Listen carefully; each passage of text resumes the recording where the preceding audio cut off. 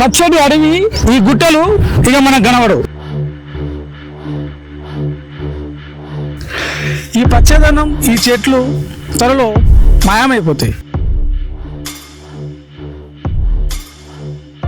ఇవి బళ్ళారి గనులో కేజీఎఫ్ మైన్సో కాదు.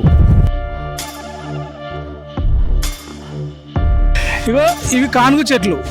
ఇక మరి ఇంకొన్ని రోజులు అయితే ఈ కానుగ చెట్ల చల్లదనం, ఈ కానుగ చెట్ల పచ్చటి నీడ, చల్లటి నీడ, పచ్చటి గాలి ఇక ఉండదు.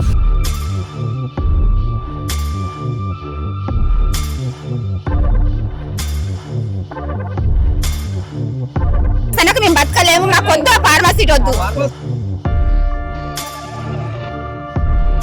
రోడ్లు గిట్లు వేసే దేని వరకు ఆ కోట్లగా అమ్ముతాడు. 5 ఎకరాల భూమి తీసుకుంటే బాయి కాడ జరంత ఉంది, అది కూడా దొరుకుతాడు. మేము ఎక్కడ చేస్తాం మరి? పేదలకు భూమి ఉంటే దాని మీద వీళ్ళు పంట పండించుకొని వాళ్ళ జీవనం గడుపుకుంటారు.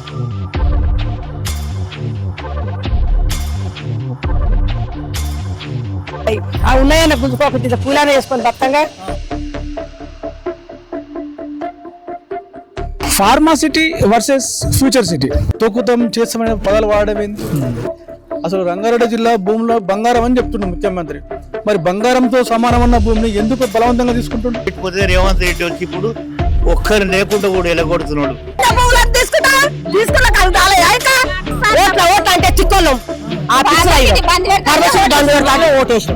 నష్టపరిహారం ఇచ్చినా ఇవ్వకుండా మాకు ఇప్పుడు ఫార్మసిటీ వద్దు.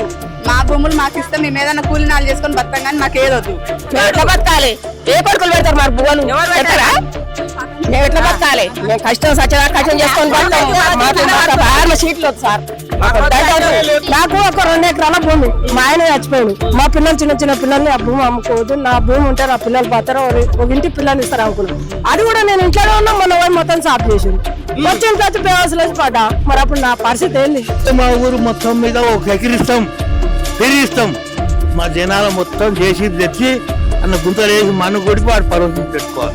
రైతుల భూములను, ప్రజల భూములను, ప్రజల ఆస్తులను కాపాడాల్సిన ప్రభుత్వమే ఇట్లా బాహటంగా భూములు గుంజుకుంటుంటే మరి రైతులు ఏం చేస్తారు? ఆయన ఊళ్ళకి రాని పరిస్థితి ఆయన మమ్మల్ని బొంద పెట్టిన అందరు కూడా